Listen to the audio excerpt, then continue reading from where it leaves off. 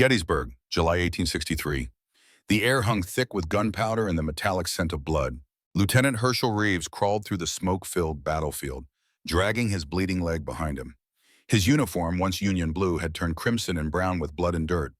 Around him, the cacophony of war, rifle shots, cannon fire, men screaming, had begun to fade into a strange, distant echo as shock took hold.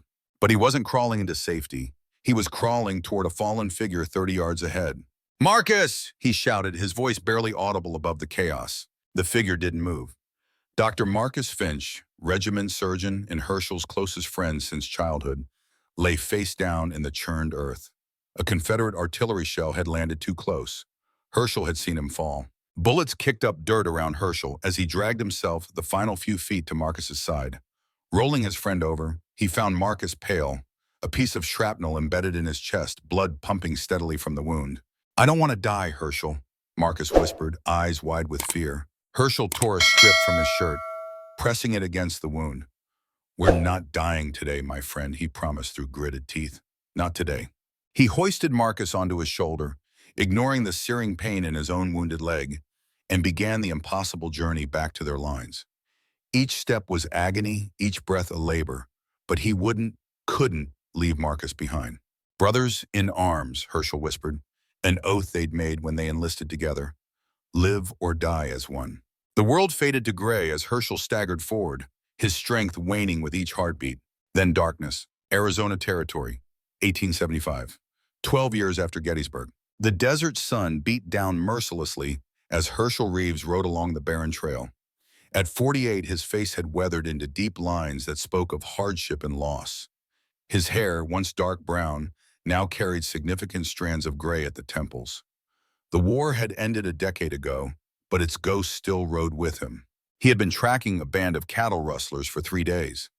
As a former soldier turned rancher, he knew the dangers of the borderlands but hadn't expected the ambush. They came from the rocks above, 6 men, faces covered with bandanas. The first shot caught Herschel's horse, sending both animal and rider tumbling into the dust. The second bullet found his chest, burning through him like liquid fire. "Take what you want," Herschel managed, hand pressed to the wound as he lay in the dirt. "No need for more killing." The leader of the band simply laughed. "You've seen our faces now, mister. Can't leave witnesses." They took his horse, his guns, his supplies, even his boots. Then they left him there, bleeding into the sand under the merciless sun, miles from any settlement. Hours passed as Herschel drifted in and out of consciousness. Daylight surrendered to dusk, staining the vast landscape in copper and vermilion shades that mirrored the crimson pool widening beneath his broken body. The cold came with the darkness, a bitter contrast to the day's heat. This was how death would find him, he realized. Not on some glorious battlefield, but alone in the dirt of a forgotten trail. As his vision dimmed, Herschel thought he saw shapes moving toward him. Painted faces, feathers, voices speaking in a language he didn't understand. Apache, his fading mind registered.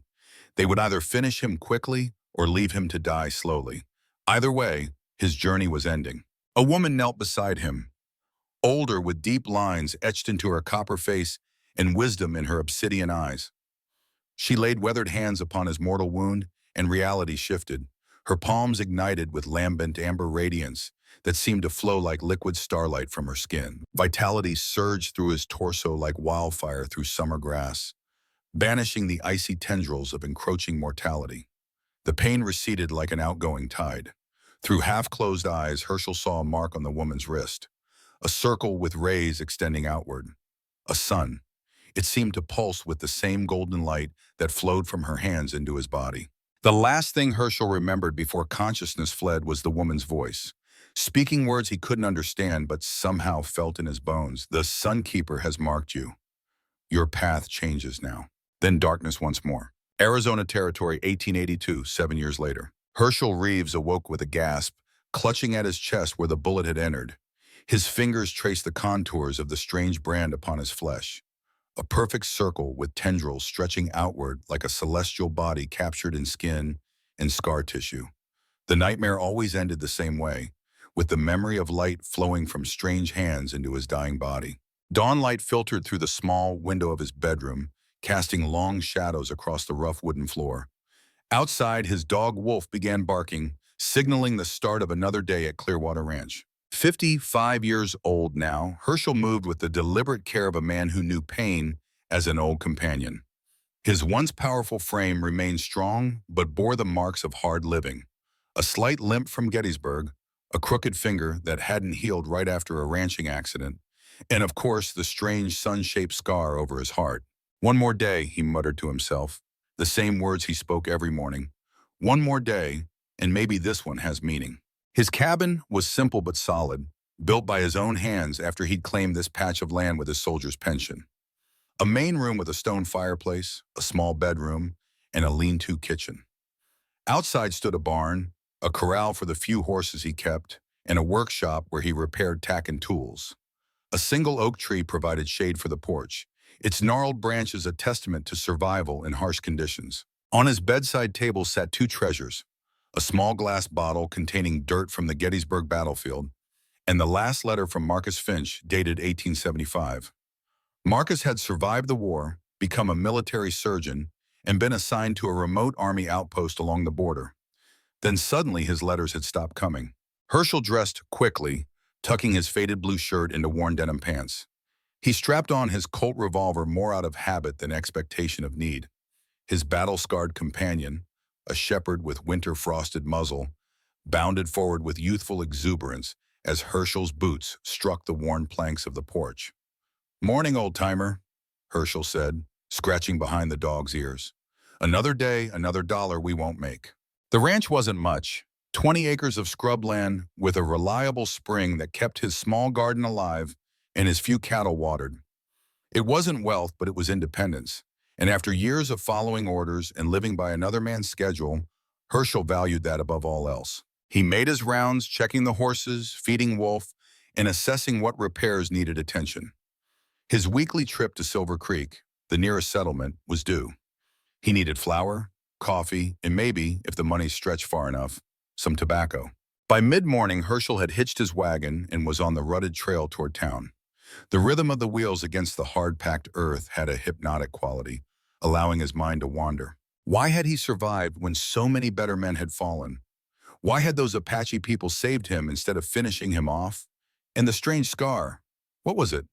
Not a brand, not a burn exactly, but something else.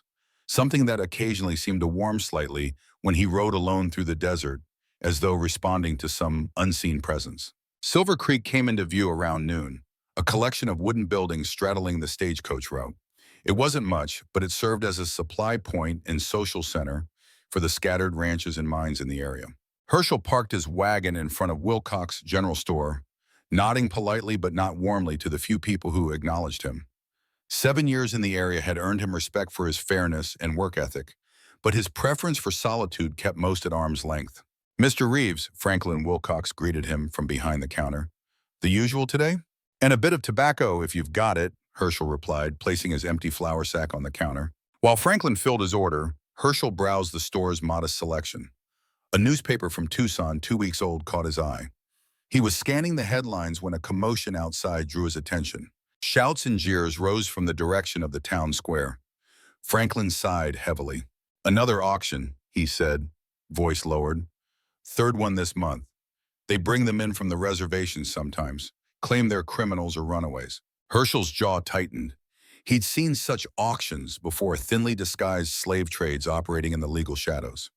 The war that had nearly killed him had supposedly ended such practices, but here on the frontier, old evils persisted under new names.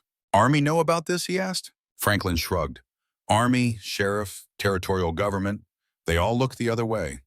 Money talks louder than law out here." Something pulled at Herschel, an uncomfortable feeling he couldn't name.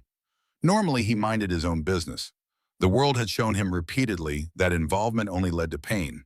And yet, "I'll be back for my supplies," he said, stepping toward the door. The town square was packed with onlookers, mostly men, miners, cowboys, drifters. They formed a loose circle around a small wooden platform where 3 women stood tied to posts. Apache women, Herschel realized immediately, recognizing their traditional dress despite the dirt and tears. A short, balding man in a stained suit stood before them, playing to the crowd with exaggerated gestures. "3 Apache witches," he called out, "caught trying to curse honest Christian folk, but they'll work hard once they're broken in. Who'll start the bidding at $5 for the lot? The crowd jeered and laughed. Someone threw a rotten tomato that splattered against the youngest woman's cheek. She flinched but made no sound, her face a mask of dignified suffering. Herschel's stomach turned. He'd seen enough death and cruelty during the war to last several lifetimes. He'd come west hoping to escape it, only to find different variations of the same human darkness. He was about to turn away when the oldest of the three women raised her head. Her eyes, dark and penetrating, scanned the crowd until they found Herschel. For a moment, time seemed to stop as their gazes locked. A jolt like electricity ran through his body, centered on the sun-shaped scar over his heart. Then impossibly, the woman spoke in clear, perfect English. "The Sun Keeper has finally arrived." The crowd fell silent, then erupted in frightened, angry murmurs. "She speaks English. Did you hear what she said? Witch! Burn the witch! They understand our language." The auctioneer, momentarily taken aback, quickly attempted to regain control. "Don't mind her ramblings. These savages pick up words here and there. Means nothing." But the damage was done. The mood of the crowd had shifted from mocking amusement to fearful anger. Someone in the back shouted, "Burn them, like they did in Salem." Others took up the cry, and the scene threatened to devolve into a lynching. Herschel didn't plan what happened next.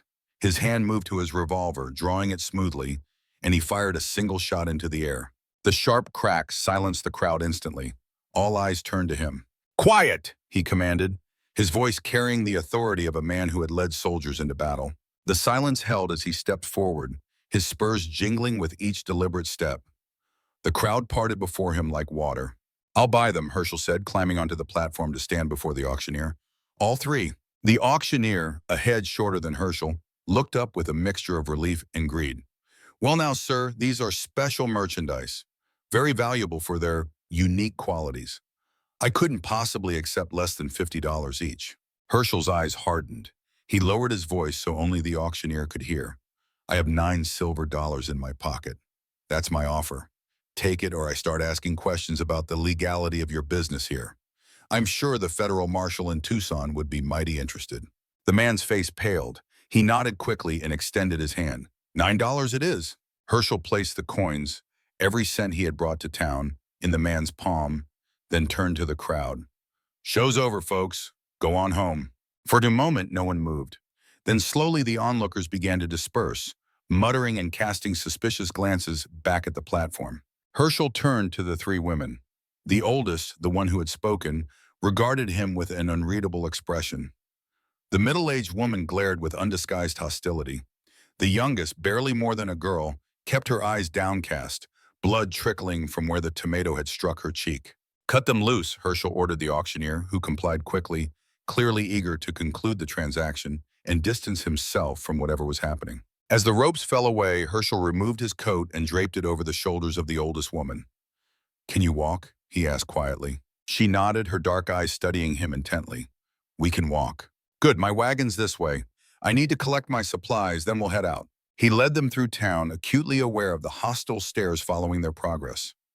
Franklin Wilcox had Herschel's order ready, along with a small bundle of additional items. "Bandages and some salve," the storekeeper explained quietly. "For the young one's face. No charge." Herschel nodded his thanks, surprised by the gesture of kindness. The ride out of Silver Creek was tense and silent. Herschel drove the wagon while the three women sat behind him, speaking occasionally to each other in their native language. He didn't ask questions, and they offered no information. It wasn't until they stopped at a small creek several miles outside town that the silence broke. The youngest woman, exhausted and dehydrated, collapsed when she tried to climb down from the wagon. Herschel quickly moved to help her, easing her to the ground beside the water. He removed his shirt to wet it in the creek, intending to clean the wound on her face. As he did, the sun-shaped scar on his chest was exposed to the daylight. The oldest woman gasped audibly, stepping forward with wide eyes. She knelt beside him, one weathered hand reaching out to touch the scar. "The mark of the sun," she whispered. "The young man has been touched by the keeper." Herschel froze, memories flooding back of that night in the desert, of golden light and healing hands. "How do you know about this scar?" he asked, his voice barely above a whisper. The woman smiled enigmatically and pulled back the sleeve of her dress. There, on her wrist, was an identical mark, a circle with rays extending outward, like a child's drawing of the sun. "Because I am the one who placed it there." she said. Herschel felt the world tilt beneath him. You, you're the one who saved me? 7 years ago in the desert? Yes, I am Kiowa, elder of the Sun Keepers. These are my daughters in spirit. Nasha, she indicated the middle-aged woman who watched with wary intensity, and Ayita, the youngest, now sipping water weakly. But how? Herschel struggled to comprehend. There were a dozen people that night. How could you be here now, captured, sold like... The ways of the desert are mysterious, Herschel Reeves, Kiowa replied, using his name, though he had never told it to her. Just as mysterious as why a man who keeps to himself would spend his last dollar to buy 3 savage women he does not know. Herschel had no answer for that. He wasn't entirely sure himself why he had acted so impulsively, so contrary to his usual careful nature. He finished tending to Aita's wound, then helped her back onto the wagon. They continued toward Clearwater Ranch as the afternoon sun began its descent toward the horizon. By the time they reached his property, dusk had fallen, painting the desert in shades of purple and gold. The simple cabin looked different somehow as they approached, smaller, more vulnerable than when he had left it that morning. It isn't much, Herschel said as he helped them down from the wagon, but there's shelter, clean water, and no one will bother you here. Nasha spoke for the first time, her English accented but clear. For how long? The question caught Herschel off guard. He hadn't thought beyond the immediate need to get them away from that auction block.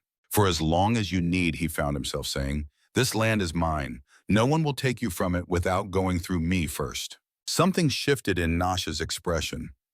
Not softening exactly, but a slight easing of the tension around her eyes. She nodded once, a gesture that seemed to contain both acknowledgement and reservation. Herschel showed them to the cabin, offering them his bedroom while he would take the main room. He brought water from the well, laid out bread and jerky on the table, and gave them extra blankets. I'll be outside if you need anything, he said awkwardly, then stepped onto the porch, giving them privacy to eat and rest. He sat in his old chair, listening to the familiar sounds of the desert night. Coyotes in the distance, the whisper of wind through the oak tree, the occasional snort from the horses in the corral. Wolf lay at his feet, alert but calm, having accepted the visitors with surprising ease. The stars emerged, brilliant and countless against the black sky. Herschel traced the constellations absently, his mind full of questions. What had happened 7 years ago in the desert? What was the meaning of the sun mark? And what strange twist of fate had brought Kiowa back into his life? The door opened behind him and Kiowa stepped onto the porch. She wore one of the blankets wrapped around her shoulders against the night chill. Without asking permission, she sat in the second chair, her eyes turning upward to the stars. For several minutes, they sat in silence. Then Herschel spoke, his voice low in deference to the night's tranquility. 7 years ago, I was left to die in the desert, shot, robbed, abandoned. I saw faces above me, heard voices in a language I didn't understand. I felt hands on my wound, saw a strange light. I thought I was hallucinating as death approached. Kiowa nodded slowly. You were dying. Your spirit was already beginning to leave your body when we found you. What did you... My people, the Sun Keepers, hold an ancient power. The ability to heal, to restore life force. It passes through our bloodline, strongest in the women but present in some men as well. Herschel's hand moved unconsciously to his chest, feeling the outline of the scar through his shirt. And this mark? Kiowa's eyes, reflecting the starlight, turned to him. We saved you not out of simple compassion, Herschel Reeves, but because of a prophecy passed down through generations. My mother spoke it before she died. When the desert demands payment, the marked man will come, carrying the fate of our tribe on his shoulders. I don't understand, Herschel said, a chill running through him despite the mild night. The mark is both blessing and burden. It connects you to our power, to our fate. It guided you to that auction today, though you did not know why you felt compelled to come to our aid. The idea that some mystical force had influenced his decisions unsettled Herschel deeply. He had always prided himself on his rational mind, his self-determination. I don't believe in prophecies or magic, he said firmly. Kiowa smiled, a knowing expression that somehow made her look both ancient and youthful. Yet you believe in the impossible wound on your chest that healed in a single night? You believe in the strange coincidence that brought us together again after 7 years? Herschel had no answer for that. The desert is full of secrets, Herschel Reeves, Kiowa continued softly. When the time comes, you will understand. For now, rest knowing you have done what your heart told you was right. She rose gracefully and returned inside, leaving Herschel alone with the stars and his thoughts. Later that night, as he lay on his bedroll in the main room, sleep eluding him, Herschel heard soft singing from the bedroom. A melancholy tune in the Apache language, haunting and beautiful. Ayita's voice, he guessed, singing what sounded like a lament or perhaps a prayer.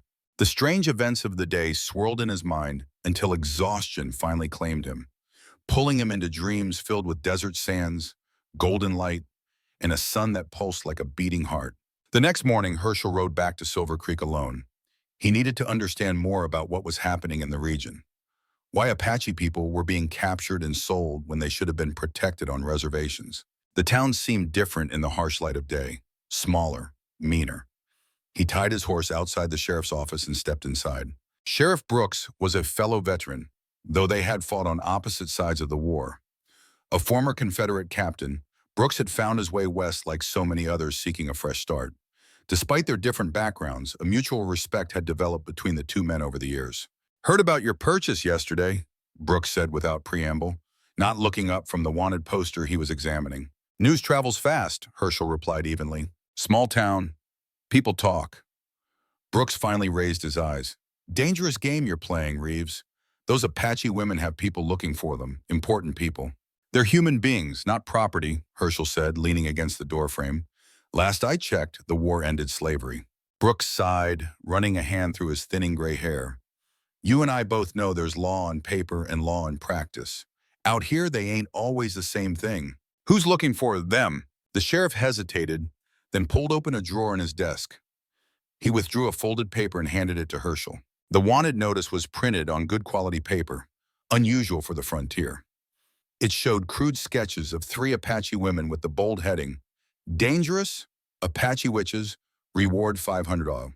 But it was the signature at the bottom that caused Herschel's blood to run cold. "Contact Dr. Marcus Finch, Army Medical Station, Fort Redemption." Marcus, his friend, his brother-in-arms, the man whose life he had saved at Gettysburg, who had disappeared from correspondence 7 years ago. Not dead or missing as Herschel had feared, but here in Arizona, hunting Apache women.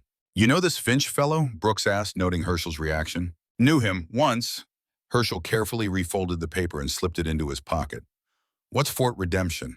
"Army outpost about 30 miles east. Originally built to protect settlers from Apache raids. Now it's mostly a medical research station. Heard they're developing new treatments for battlefield wounds, testing them on soldiers stationed there." Herschel's mind raced. Marcus had always been brilliant, dedicated to medicine. But this, hunting people like animals, offering bounties. This wasn't the man he had known. "Thanks, Brooks," he said, turning to leave. "Reeves," the sheriff called after him, "whatever history you have with this Finch character, tread carefully. He's got military backing and a reputation for unusual methods." Herschel nodded grimly and stepped back into the sunlight. His world had shifted beneath his feet. First, the impossible encounter with the woman who had saved his life, and now the discovery that Marcus was not only alive, but somehow involved in the capture of Kiowa and her people. He mounted his horse and headed back toward Clearwater Ranch, the wanted poster heavy in his pocket like a stone. He would say nothing to the women yet, not until he understood more, not until he could make sense of the tangled threads that seemed to be drawing together around him. As he rode, the sun-shaped scar on his chest began to warm slightly, as though responding to his troubled thoughts. Herschel placed his hand over it, feeling the raised tissue through his shirt. "What have you gotten yourself into, old man?" he murmured to himself, as the desert stretched endless and unforgiving around him. The answer came not in words, but in a sudden vision. So vivid, he pulled his horse to a stop, gasping.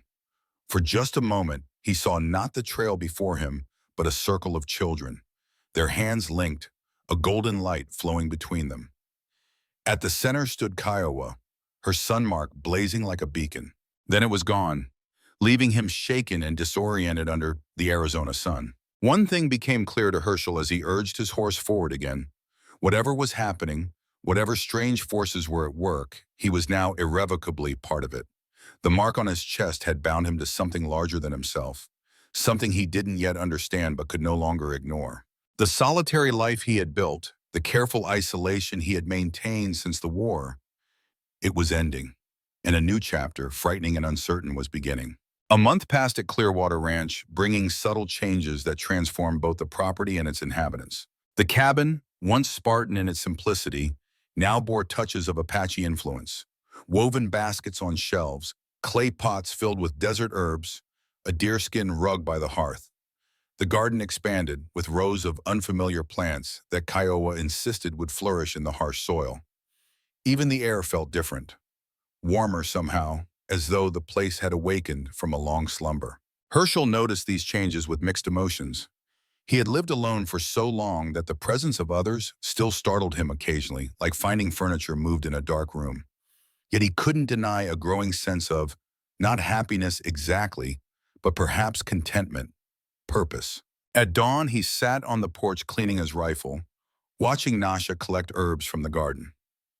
7 years younger than Herschel, she moved with the quiet efficiency of someone accustomed to hard work and little reward. Her initial hostility had given way to a guarded respect, particularly after he had taught her to shoot his old Sharps carbine. "You're up early," Herschel remarked as she approached the porch, basket filled with sage and other plants he couldn't name. Nasha paused, adjusting the red bandana that kept her long black hair from her face. "The morning herbs hold more power," she said simply.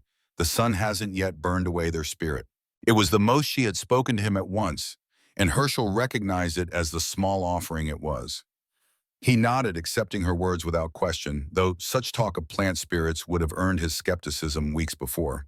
"Coffee's hot inside," he offered in return. A ghost of a smile touched her lips before she turned away. Progress, Herschel thought, slow but steady. The day before, Nasha had taken him into the foothills to teach him Apache hunting techniques. She moved like a shadow through the underbrush, showing him how to disguise his scent with sage, how to step silently across dry ground, how to read the subtle signs that revealed animal movements. Her expertise was evident in every gesture, born from generations of knowledge passed down through her people. "Your way of hunting is loud," she had told him, not unkindly. "Guns announce your presence to every creature for miles. Sometimes the old ways are better." Herschel had been a good student, his soldiers' discipline serving him well. When they successfully tracked and brought down a deer using only her bone-tipped arrows, he had felt a satisfaction different from his usual hunting trips, a deeper connection to the land, to the cycle of life and death. As they field-dressed the animal, Nasha had spoken briefly about her childhood, about learning these same skills from her father. It was the first personal information she had volunteered, and Herschel recognized it as the gift it was, a small token of growing trust. Now, as Aida emerged from the barn, where she had been caring for a newborn foal, Herschel felt another thread of connection forming.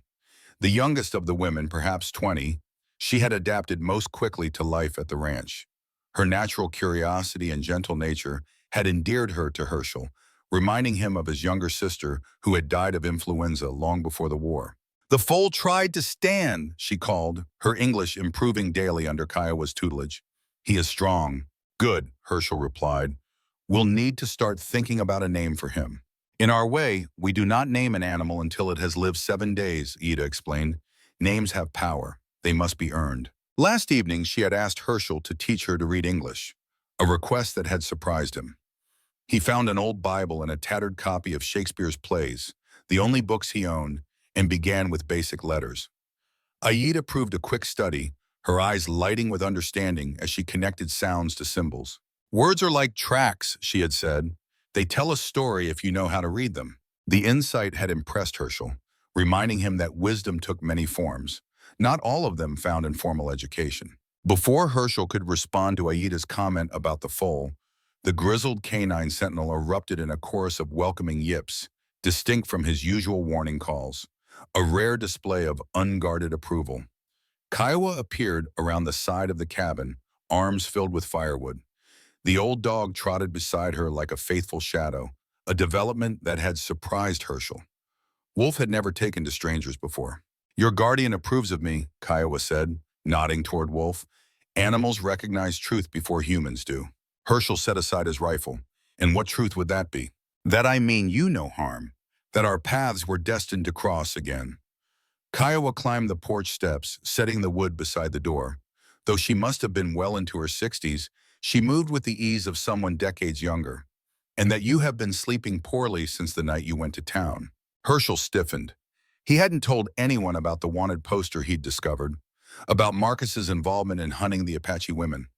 Each night since, his sleep had been plagued by troubled dreams, visions of battlefields transformed into desert landscapes, of Marcus's face twisted in ways he didn't recognize. "I'm fine," he said curtly. Kiowa's dark eyes, lined with the wisdom of years, saw through the lie. "The healing of the body is simple compared to the healing of the spirit." Herschel Reeves. "You carry wounds deeper than the one that brought you to us 7 years ago." Something about her quiet certainty broke through his reserve. "I found something in town, something about an old friend."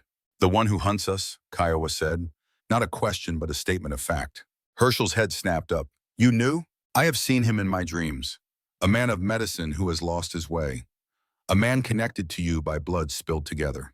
"Marcus Finch," Herschel said, the name feeling strange on his tongue after so long. "We fought together in the war. He was a surgeon. I saved his life at Gettysburg, and he was my closest friend. But his letters stopped coming 7 years ago. I thought he was dead. Instead, he searches for my people, for the power we hold." Kiowa sat beside Herschel, her weathered hands folded in her lap. "This troubles your heart. Wouldn't it trouble yours to learn someone you trusted, someone you would have died for, is hunting innocent people? Perhaps he is not the man you knew, or perhaps there is more to his story than what appears on the surface." Kiowa's voice held no anger, only a deep, resigned understanding. The path to power often begins with good intentions. It is the hunger that corrupts. Herschel ran a hand over his face, suddenly tired despite the early hour. "I need to know why, what he's doing. If there's anything left of the man I knew, then that is what we must discover." Kiowa rose, placing a gentle hand on his shoulder. "But not alone, Herschel. The prophecy binds us now. Your path and ours have become one." Each evening that week, Kiowa had been teaching Herschel about the sun mark, its meaning, its power, its responsibility. They would sit beneath the oak tree as twilight descended, her voice low and rhythmic as she shared the ancient knowledge of her people. "The mark connects you to the earth, to the sky, to all living things," she had explained. "It opens channels that most people cannot access. When you feel warmth from the scar, it is the power responding to need, either your own or that of others around you." She had taught him to focus on the sensation, to quiet his mind and listen to what the mark was telling him. Sometimes he felt foolish, sitting cross-legged with his eyes closed, concentrating on a scar. But other times he experienced moments of startling clarity, brief visions of distant places, whispers of voices he didn't recognize, a sense of connection stretching across the desert like invisible threads. "The power grows stronger with practice," Kiowa had told him, "like a muscle that strengthens with use. But remember, the stronger it becomes, the greater your responsibility to use it wisely." Now, as she walked away to join Aida by the barn, Herschel felt the sun mark warm against his chest, a reminder of the strange connection that had brought him to this moment. That evening, as they sat around the hearth sharing a simple meal of rabbit stew and cornbread, Herschel noticed Nasha's unusual quietness. She had spoken little all day, her eyes distant, her movements mechanical. When she abruptly rose and left the cabin without a word, Herschel exchanged a concerned glance with Kiowa. "Should I check on her?" he asked. Kiowa nodded. "Tonight is difficult for her. It is the anniversary." "Anniversary of what?" "Loss," Kiowa said simply. "Go. She should not be alone with her grief, though she believes otherwise." Herschel found Nasha sitting on a fallen log near the corral, staring up at the brilliant canopy of stars. In her hands, she held a small piece of cloth, rubbing it between her fingers like a talisman. "Mind some company?" he asked, keeping a respectful distance. Nasha didn't answer immediately, but she shifted slightly on the log, making room. Herschel took it as invitation enough and sat beside her, leaving space between them. For several minutes, they sat in silence. Crickets chirped in the darkness, and somewhere in the distance, a coyote called to its pack. "What's that you're holding?" Herschel finally asked, gesturing to the cloth in her hands. Nasha hesitated, then slowly extended her hand, offering him a closer look. It was a small piece of deerskin, beautifully embroidered with colorful thread and tiny beads forming a pattern of a running horse. "My son made this," she said, her voice barely above a whisper. "For his 10th birthday, I taught him to sew as my mother taught me. This was his first completed work." Herschel felt a tightening in his chest. I didn't know you had a son. Talon, Nasha said, her voice breaking on the name. He would be 12 now. 1 year ago today, they took him, along with other children from our village. Who took him? Men in blue coats, soldiers. They came at dawn when most were still sleeping. Her fingers clenched around the embroidered piece. They did not want the adults, only the children, only those who showed signs of the gift. The gift, Herschel asked, though he suspected he already knew. The healing touch, the power that flows from the sun into our hands. Nasha looked directly at him now, her eyes reflecting the starlight. Talon's gift was strong, stronger than mine, stronger even than Kiowa's when she was young. We tried to hide the children when we realized what the soldiers wanted, but she trailed off, unable to continue. I'm sorry, Herschel said, the words inadequate but sincere. Nasha's face hardened with remembered pain. They came without warning. 20, perhaps 30 soldiers on horseback, led by a tall man with cold eyes and a colonel's insignia. They surrounded our camp before anyone could flee. Herschel listened, letting her story flow at its own pace, understanding the need to speak the pain aloud. When they began taking the children, we fought back with what weapons we had. Bows, knives, a few old rifles. But they were prepared, as though they knew exactly where to find us, exactly when to strike. Her voice grew bitter. Someone had betrayed us, a white trader who had visited our camp weeks before, who had seen the children practicing their healing skills. Was Marcus there? Herschel asked quietly. The doctor, my friend. Nasha shook her head. No, only soldiers. But later, when Kiowa and I were searching for the children, we heard rumors of a doctor at Fort Redemption, a man performing experiments on Apache children, trying to extract their power. She looked down at the embroidered horse in her hands. Talon was so proud of this. He said it was a messenger that would carry his dreams across the plains. Her voice faltered. I dream of him every night. Sometimes he is calling for me, his voice weak but determined. Sometimes he is simply standing in a dark room, looking toward the east, toward home. Herschel understood loss. The war had taken friends and family, left wounds that never fully healed.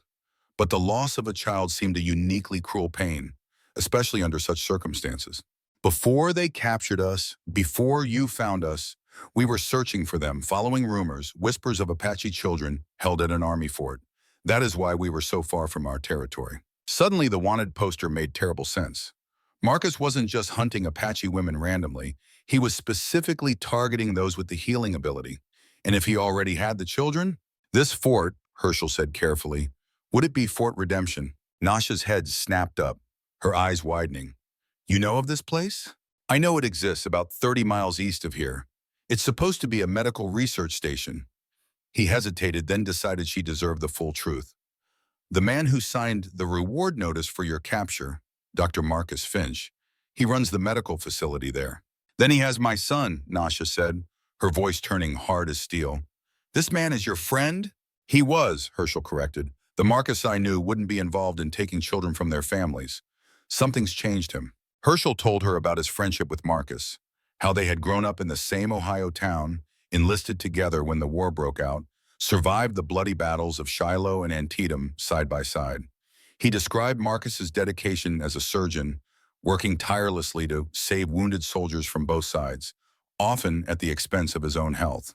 He hated suffering, Herschel said, trying to reconcile the Marcus he had known with the man who now hunted Apache children. After particularly difficult surgeries, amputations, severe wounds, he would sit alone, sometimes weeping from the sheer weight of the pain he had witnessed, the lives he couldn't save. Men change, Nasha observed. War changes them. Power changes them. Yes, but this? Herschel shook his head. There must be a reason, something driving him that he believes justifies the means. Nasha stood abruptly, pacing in agitation. Words mean nothing. This man, friend or not, has my son, has our children. Every day that passes, they suffer. We don't know that for certain, Herschel said, rising as well. We need more information before we act. Rushing in blindly could make things worse. Worse? Nasha's voice rose. They took our children to steal their power. What could be worse? Getting yourself killed before you can save them, Herschel replied firmly. Fort Redemption is a military installation. Guards, walls, soldiers with guns. We need a plan. The fight seemed to drain out of Nasha suddenly. Her shoulders sagged as she sank back onto the log. Every night I dream of him, calling for me. Sometimes I hear his voice on the wind. A mother knows when her child suffers. Herschel sat beside her again, closer this time. I'll help you find him, Nasha, I promise. But we have to be smart about this. She looked at him with eyes that had seen too much suffering. Why would you help us? Your own friend is our enemy. Because it's the right thing to do, Herschel said simply. And because whatever is happening at that fort, I don't believe it's what Marcus intended. I need to understand what's changed him. Herschel hesitated, then shared something he rarely spoke of. I had a family once, before the war, a wife, Sarah, and a daughter, Emma. Influenza took them both in '59 while I was away working on the railroads. The old pains surfaced, dulled by time but never truly gone. I never got to say goodbye, never got to hold them one last time. Not a day goes by that I don't wonder if I could have saved them had I been there. Nasha's expression softened slightly. I am sorry for your loss. My point is, I understand what it means to lose family, to live with that empty space that nothing can fill. Herschel met her gaze steadily. I couldn't save my own family, but maybe I can help you save your son. After a long moment, Nasha nodded. Then we will find out together. For Talon, for all our children. In that moment, under the vast desert sky, an alliance was forged in shared purpose, an Apache mother searching for her stolen son, and a weary former soldier seeking the truth about his lost friend. Neither noticed Kiowa watching from the shadows, a sad smile on her weathered face, as another piece of the prophecy fell into place. 2 days later, Herschel and Nasha set out before dawn, taking his 2 best horses. They told Kiowa and Aida they were scouting the eastern territories for signs of other Apache children who might have escaped. But their true destination was Fort Redemption. They rode in comfortable silence, each lost in thought. Herschel had armed himself with his Colt revolver and the Winchester rifle, while Nasha carried the Sharps carbine he had taught her to use. It wasn't a war party, he told himself, just a reconnaissance mission, information gathering. Yet the weight of the guns suggested otherwise. As they crested a ridge around midday, Fort Redemption came into view in the valley below, a wooden palisade surrounding several buildings, the largest flying an American flag that hung limp in the still air. Unlike most frontier forts Herschel had seen, this one lacked the usual bustle of military activity. No troops drilling in the yard, no supply wagons coming or going. It had the quiet, secretive air of a place with purpose beyond its stated mission. We'll approach from the east, Herschel said, pointing to a stand of cottonwoods along a dry creek bed. Those trees will give us cover to observe without being seen. Nasha nodded, her face set in determined lines. Since their conversation about Talon, she had become focused, almost fierce in her demeanor. The tentative trust between them had solidified into something stronger, respect born of shared purpose. They concealed their horses in the cottonwood grove and crept to a position that offered a clear view of the fort's eastern gate. For hours they watched, noting the guard rotations, the few people entering or leaving, the apparent routines. Not many soldiers, Herschel observed, skeleton crew at best. The fewer to witness what happens inside, Nasha replied grimly. As they settled in for their surveillance, Herschel studied the fort's layout carefully. The main building appeared to serve as headquarters and possibly living quarters for senior officers. A second, smaller building, connected to it by a covered walkway, had the look of an infirmary or laboratory. Windows higher and narrower, fewer entrances and exits. A third structure, likely barracks, stood opposite, while stables, storage sheds, and what appeared to be a smithy completed the compound. 2 guards at the main gate changing every 4 hours, Herschel noted, marking the pattern in a small notebook he carried. Another patrol walks the perimeter. 2 men, complete circuit, takes about 20 minutes. Nasha's sharp eyes caught details he missed. The smaller building, the one connected to the main house. See how the windows have iron bars? And the covered walkway has a guard posted. That is where they keep the children. Herschel couldn't see the bars at this distance, but he trusted her eyesight. Good observation. What else? Supply wagons come through the east gate, not the main entrance, she pointed out. And see that small door in the rear wall? It leads to a path down to the creek. For water, perhaps, or a discreet way to bring in captives, Herschel finished grimly. As dusk approached, activity at the fort increased slightly. A small wagon arrived, driven by a civilian with an army escort. The guards inspected it thoroughly before allowing it through the gates. Supply delivery, Herschel murmured. Weekly, maybe. Look, Nasha whispered urgently, pointing to a second-floor window in the main building. A small face appeared briefly. A child, dark-haired and solemn, peering out at the darkening sky before a hand pulled them back and the curtain fell. Talon, Herschel asked. Nasha shook her head, disappointment evident in her slumped shoulders. No, a girl. Young, but it confirms children are held there. They continued their observation as darkness fell, watching as lamps were lit inside the buildings, casting rectangles of yellow light onto the parade ground. A bell rang and a handful of men, perhaps a dozen in total, emerged from various buildings for what appeared to be an evening meal in the mess hall.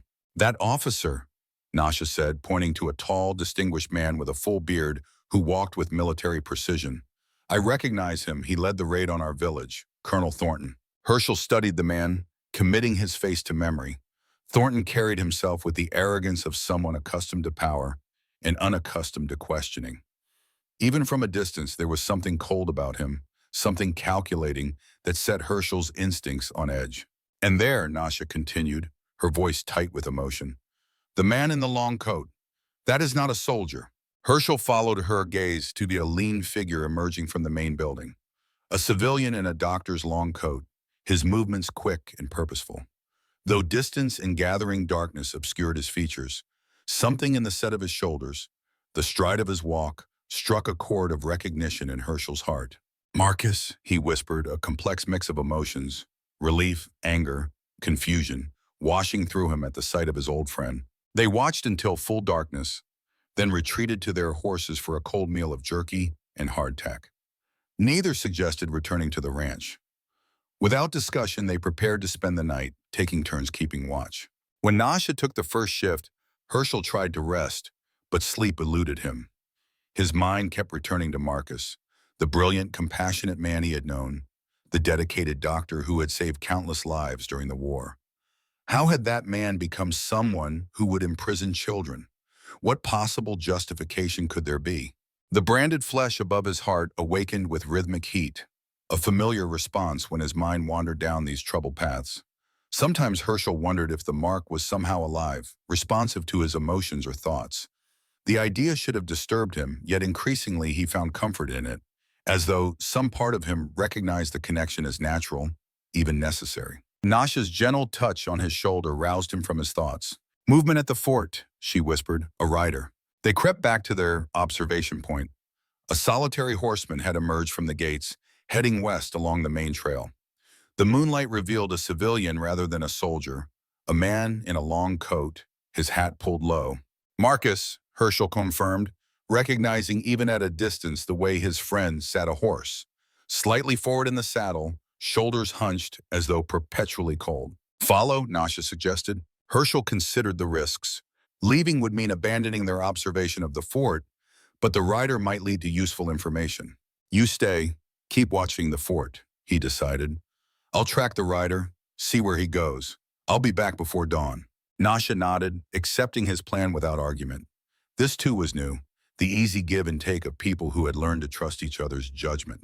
Herschel retrieved his horse, leaving the rifle with Nasha and taking only his revolver.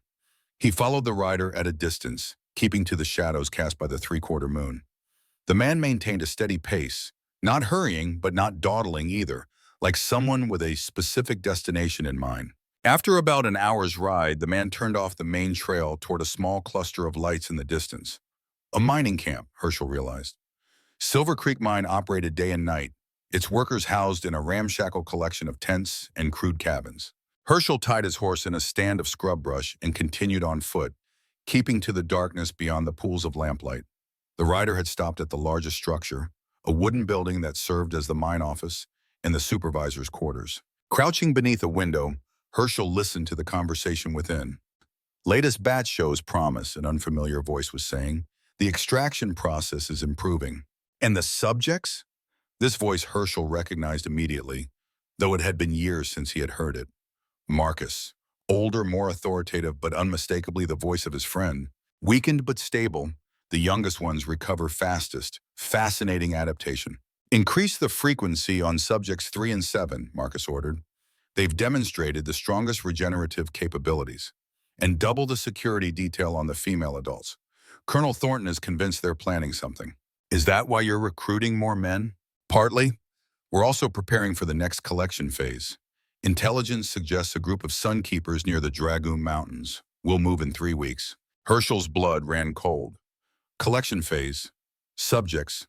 Extraction process. The clinical detachment in Marcus's voice was that of a scientist discussing laboratory specimens, not a doctor speaking about children. What about the escaped elder? The first man asked. Any sign of her? Rumors place her west of here. Thornton has men following leads in Silver Creek and the surrounding ranches. It's only a matter of time. The conversation shifted to technical details about extraction rates and regeneration cycles that meant little to Herschel. He had heard enough, more than enough. As he prepared to retreat, the conversation inside took a more personal turn. How's your daughter tonight? The unfamiliar voice asked, tone softening. A heavy silence. Then Marcus's voice, stripped of its clinical detachment, raw with emotion. Worse. The cough has returned. Dr. Chen has increased the morphine, but it only eases the symptoms, doesn't address the cause.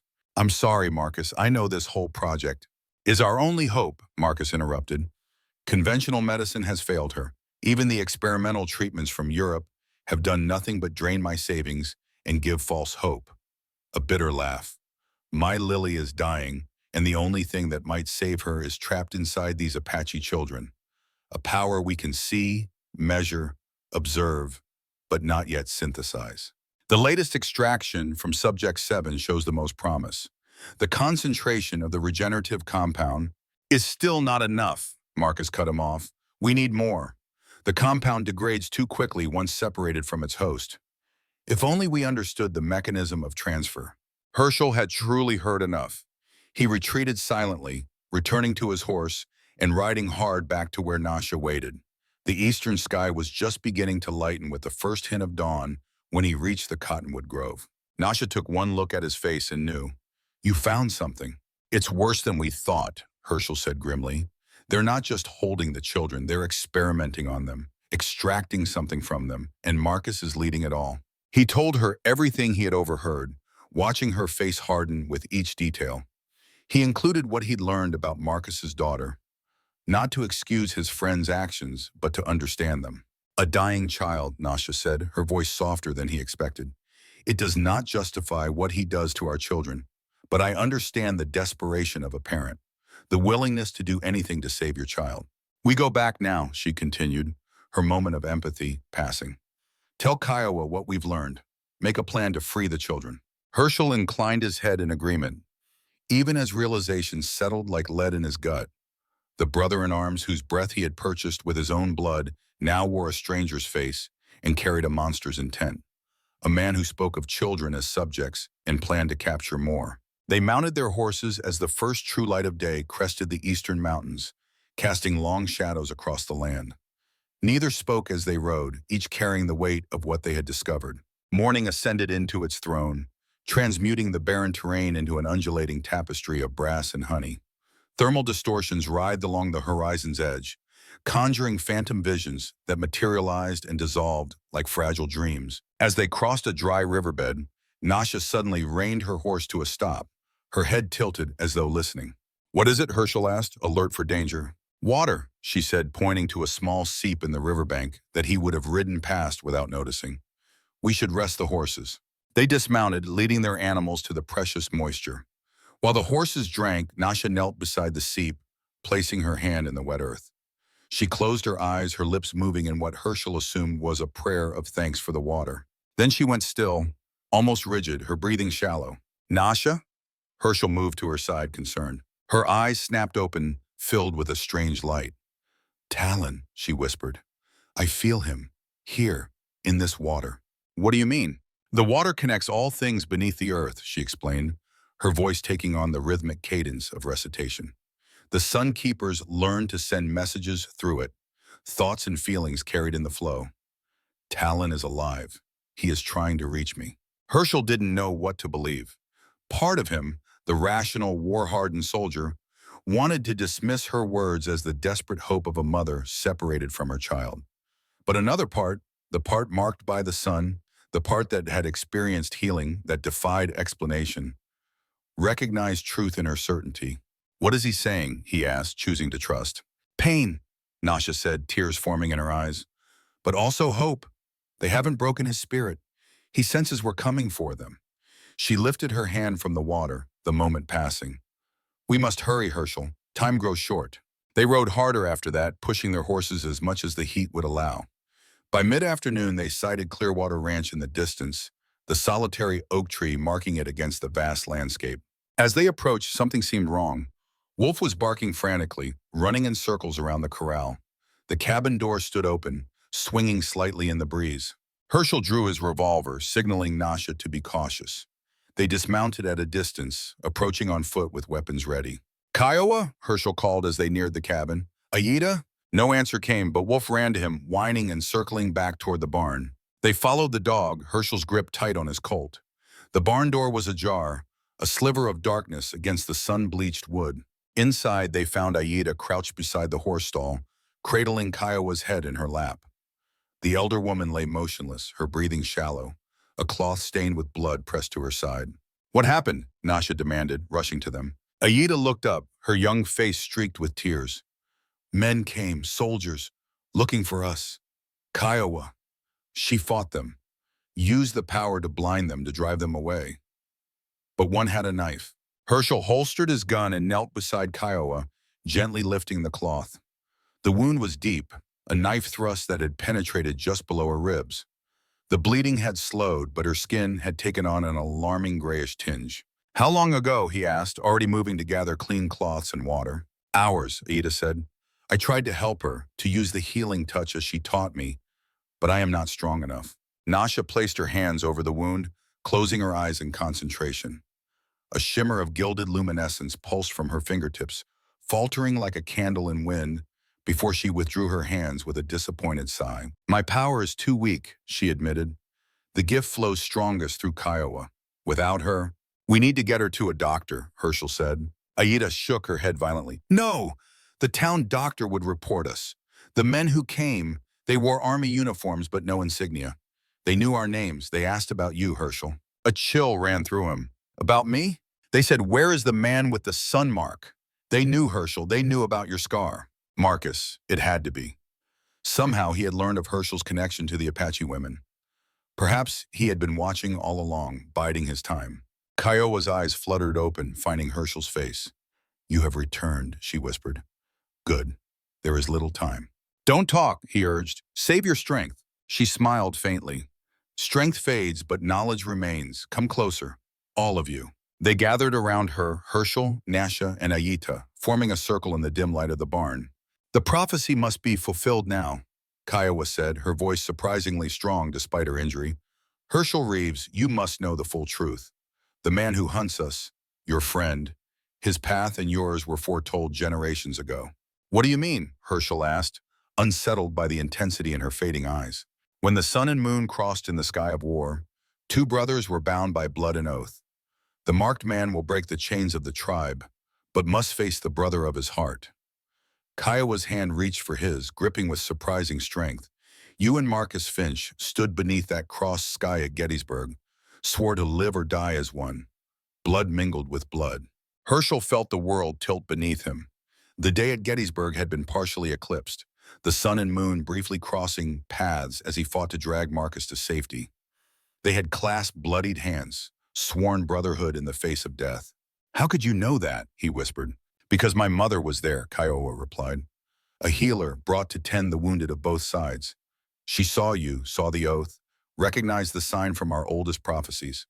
She followed you both, watched as you saved him. Later, when you were wounded, she told me to find you. The marked man will come, she said, and his path will cross ours when the desert demands payment. Nasha and Aida exchanged glances, clearly hearing this for the first time as well. My mother was Enola, last of the great healers before me, Kiowa continued, her voice growing stronger as she shared the sacred knowledge. She traveled far from our lands during the Great War, drawn by visions of many wounded, many dying. She believed the Sunkeeper's gift was meant for all people, not just our own. She was at Gettysburg, Herschel said, trying to absorb this revelation. Kiowa nodded. Moving among the wounded at night, healing those she could. She saw you drag your friend to safety, saw you take a bullet meant for him, saw you clasp hands and swear brotherhood as the partially eclipsed sun shone down. She recognized the sign from our oldest prophecies, the joining of two souls beneath the crossed sky. Why didn't she heal me then? Herschel asked. Because the time was not right. The prophecy spoke of when the desert demands payment. Your destiny lay elsewhere, years in the future. Kiowa's eyes grew distant, as though seeing across time and space. When you were wounded in the desert 7 years ago, my mother had already passed to the spirit world. But she came to me in a dream, told me where to find you. The marked man has arrived, she said. The time of fulfillment begins. The prophecy also says you must choose, Kiowa continued, each word seeming to cost her more effort. Between past and future, between saving one soul or many. Marcus, Herschel said, understanding dawning, you're saying I'll have to choose between saving him or the children. Kiowa nodded weakly. He seeks what cannot be taken by force, only given freely. The power of the Sun Keepers is not in our blood or flesh, but in our connection to the earth, to each other. Each healing diminishes us, transfers life from healer to wounded. It is sacrifice, not magic. Her eyes drifted to Nasha. You felt Talon today, through the water. The connection grows stronger as the need increases. She shifted her gaze to Aida. You, youngest daughter, carry our stories, our songs. Keep them safe when I am gone. No, Aida protested, tears streaming down her face. You will teach me more. You will heal. Kiowa smiled gently. All things have their season, little one. Mine draws to its close. She turned back to Herschel. Before she died, my mother told me that the man she saved would carry our tribe's fate on his shoulders, that his path would cross mine when the desert demanded payment. Herschel felt a tightness in his chest, an ache that had nothing to do with physical pain. Then this is my debt. No, Kiowa whispered. This is our test. For a long time, no one spoke. The air between them grew thick with grief, guilt, and something none could name. As daylight faded outside, casting long shadows through the barn door, Herschel reached for Kiowa's hand. Her skin was warm, trembling slightly with each labored breath. When she didn't pull away, the silence between them shifted. Not forgiveness, not yet, but something close to it. Rest now, he said gently. We'll keep watch. But as darkness fell completely, bringing a rare coolness to the desert air, Kiowa's breathing became more labored. She motioned Herschel closer, her voice barely audible. The sun mark, she whispered. It connects you to our power. Use it wisely. It will guide you when the moment comes. Her eyes drifted closed, her breathing shallow but steady. She had fallen into a deep sleep, or perhaps a healing trance. Nasha assured Herschel that Kiowa's spirit was strong, that she might yet recover with proper care and rest. They moved her carefully to the cabin, making her as comfortable as possible in Herschel's bed. Nasha prepared poultices from her herbs while Aida sang softly, ancient healing songs passed down through generations. Herschel stepped outside, needing air, needing space to process all he had learned. The night sky stretched above him, vast and indifferent to human concerns. Stars glittered like scattered diamonds on black velvet, the same stars that had witnessed the oath at Gettysburg, the same stars that had watched over countless generations of sun keepers. His palm drifted to rest over the sacred emblem etched into his flesh. No longer a mere curiosity, but a tether binding him to powers as old as the desert itself. A responsibility he had never sought but could no longer deny. The prophecy echoed in his mind. The marked man will break the chains of the tribe, but must face the brother of his heart. A choice between past and future, between one soul and many. Between Marcus, the friend who had become a captor, and the children whose lives and freedom hung in the balance. Nasha joined him on the porch, her face drawn with worry, but composed. You believe her, Herschel said, about the prophecy. It wasn't a question, but Nasha answered anyway. I believe there are forces at work beyond what we can see or touch. I believe you were brought into our lives for a reason. She looked up at the stars. And I believe my son is still alive, waiting for us to find him. We will, Herschel promised, but we need to be careful now. They know about this place, about us. They'll be watching. What will you do about your friend? Nasha asked quietly, the doctor who leads them. It was the question that had haunted Herschel since he first saw Marcus's name on the wanted poster. The question that had taken on new weight with Kiowa's revelation about the prophecy. I don't know, he admitted. The Marcus I knew was a good man, a healer, not whatever he's become. I need to understand what changed him. Perhaps nothing changed him, Nasha suggested. Perhaps this is who he always was, and circumstances have simply revealed his true nature. No, Herschel said, with more force than he intended. You didn't know him. During the war, he worked himself to exhaustion, treating wounded from both sides. He saved men others had given up for lost. There has to be a reason he's doing this. Something driving him that he believes justifies the means. His daughter, Nasha said, you told me she is dying. For a parent, there is no greater pain, no stronger motivation. Herschel nodded slowly. I think that's part of it. But Marcus also believes he's serving a greater good, that the power he's trying to extract could save countless lives. He's convinced himself the end justifies the means. And you? What do you believe? I believe no good can come from hurting innocent children, Herschel said firmly, no matter how noble the goal. Nasha studied him in the moonlight, her expression unreadable. You still care for him, despite everything he's done to my people. He saved my life more times than I can count, Herschel said simply, and I saved his. That creates a bond that's hard to break. Harder than the bond between a mother and her stolen child? The words were sharp, but her tone wasn't accusatory, merely questioning, seeking to understand. Different, Herschel replied after a moment. Not harder or stronger, just different. Nasha accepted this with a nod. Then we must prepare. If they found us once, they will come again. And next time they will bring more men, more guns. We should leave, Herschel said, the decision crystallizing as he spoke. Once Kiowa is stable enough to travel, this place isn't safe anymore. We need somewhere more defensible, somewhere they won't expect. Where? Herschel gazed out at the darkness, mind racing through possibilities. I know a place, an old mining cabin in the Dragoon Mountains. Abandoned years ago, but still solid. Hidden in a box canyon with only one approach. Good sight lines, natural spring inside the canyon. We can hold out there, plan our next move. The Dragoon Mountains, Nasha repeated, a note of recognition in her voice. That's where Marcus plans to find more of our people, the ones he mentioned at the mining camp. All the more reason to go there, Herschel said. We might find allies, warn them before his men arrive. The decision made, they turned to practical matters. What to pack, how to transport Kiowa, which routes might avoid detection, working together with the ease of long partnership, though they had known each other barely a month.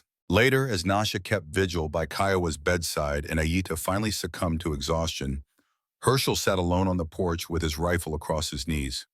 The loyal shepherd stretched across his boots, a living shield whose pricked ears swiveled like weather vanes, cataloging the night's whispered secrets. The stars wheeled slowly overhead, marking the passage of hours. Herschel thought about fate and free will, about oaths sworn in the heat of battle and prophecies spanning generations. About the strange, winding path that had brought him from the blood-soaked fields of Gettysburg to this desert ranch with 3 Apache women whose lives had become inexplicably entwined with his own. And most of all, he thought about Marcus, the bright-eyed young doctor who had saved so many, who had stood beside him in the worst moments of the war, who was now holding children captive and hunting their families for powers he couldn't possibly understand. The branded sigil over Herschel's heart pulsed with subtle heat throughout the night, like an ember refusing to die, sensing the trials that awaited him. Whatever choices lay ahead, whatever confrontation awaited, Herschel knew one thing with certainty: nothing would ever be the same again.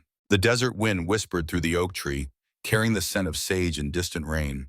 Somewhere beyond the horizon, a storm was gathering, both literal and figurative, and when it broke, it would wash away the boundaries between past and present, friend and enemy, healing and destruction. Herschel Reeves, once a soldier, once a hermit, now a reluctant guardian, settled deeper into his chair and waited for the dawn. 3 days later, a small wagon wound its way through the rugged trails of the Dragoon Mountains. Herschel drove, his eyes constantly scanning the terrain for signs of pursuit or danger. Beside him, Nasha held her Sharp's carbine ready, watchful as a hawk. In the wagon bed, cushioned by blankets and hay, Kiowa lay still but breathing steadily, with Ayita attending to her needs. They had left Clearwater Ranch before dawn the previous day, taking only what they could carry: food, weapons, medicine, a few personal belongings. Herschel had released the cattle and most of the horses, keeping only his best mount in the 2 sturdy mules pulling the wagon. The seasoned guardian loped beside them, periodically vanishing into the scrub to investigate scents and sounds beyond human perception, an advanced sentinel for their vulnerable procession. The mining cabin came into view as they rounded a bend, a sturdy structure of stone and timber nestled against the canyon wall. Built by a prospector who'd found enough silver to justify the effort, but not enough to attract attention, it had been abandoned when the modest vein played out. Herschel had discovered it years earlier while tracking a mountain lion that had been preying on his calves. Home for now, he said, reining the mules to a stop before the cabin door. The interior was dusty but sound. One large room with a stone fireplace, a rough wooden table with benches, and a sleeping platform built against the far wall. A natural spring bubbled from the rock at the rear, providing fresh water. Narrow windows offered views of the canyon approach while limiting exposure to anyone outside. They worked together to make the place habitable, clearing cobwebs and dust, laying fresh boughs for bedding, building a small fire to ward off the mountain chill. By nightfall, the cabin had transformed from an abandoned shell to a defensible refuge. Kiowa's condition remained stable but concerning. The knife wound had missed vital organs, but infection threatened, and her age made recovery more challenging. Nasha and Aida took turns applying poultices and singing healing songs. Their fingers occasionally birthed a delicate aureate nimbus, a mere echo of Kiowa's formidable restorative energy, yet sufficient to combat the spreading corruption. On their fourth night in the mountains, as a storm gathered in the dark sky outside, Herschel sat cleaning his weapons by the fire. The familiar ritual, disassembling, cleaning, oiling, reassembling, helped calm his mind and focus his thoughts. Nasha joined him, settling on the bench across the table.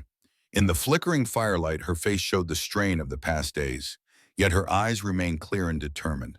"Tomorrow," she said without preamble, "we must go to Fort Redemption." Herschel looked up from his work. "We need more information, a better plan. Going in blind is suicide."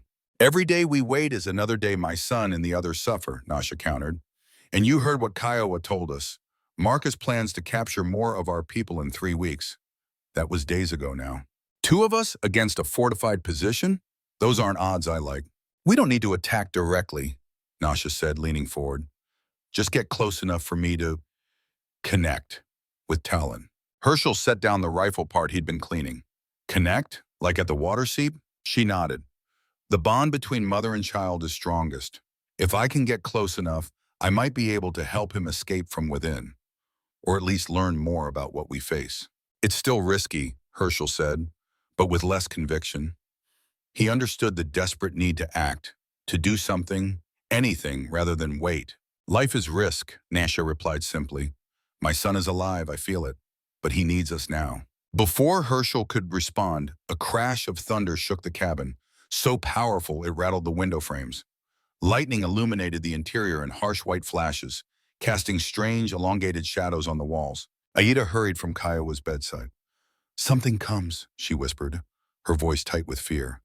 "I feel it, like a darkness approaching." Wolf rose from his place by the fire, hackles raised, a low growl rumbling in his chest. He faced the door, ears forward, every muscle tense.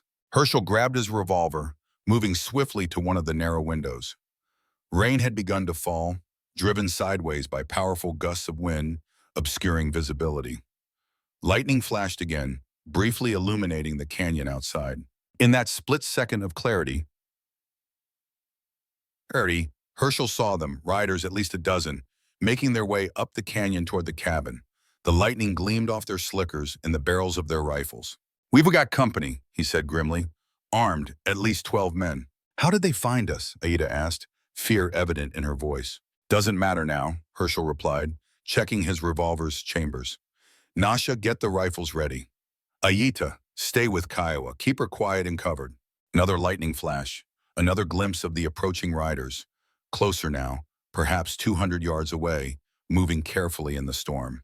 "They know we're here," Nasha observed, taking position at another window with the Winchester. "No one travels these mountains in such weather unless they have a specific destination." Herschel nodded grimly.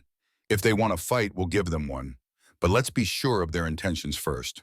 The riders halted about 50 yards from the cabin, one figure separated from the group, advancing slowly through the driving rain.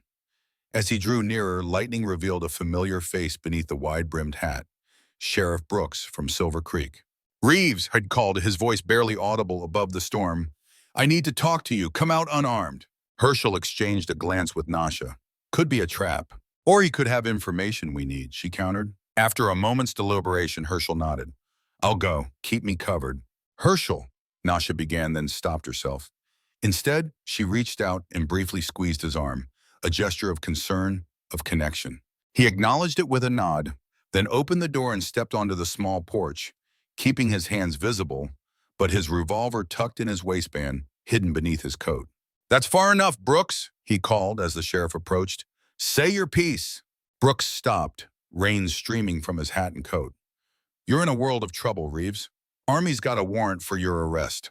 Harboring fugitives, interfering with military operations, theft of government property. Theft? That's a new one. Those Apache women, they're claiming they belong to the Army, some kind of special subjects for medical research. Brooks spat into the mud. Load of horseshit if you ask me, but my jurisdiction ends at the Silver Creek town limits.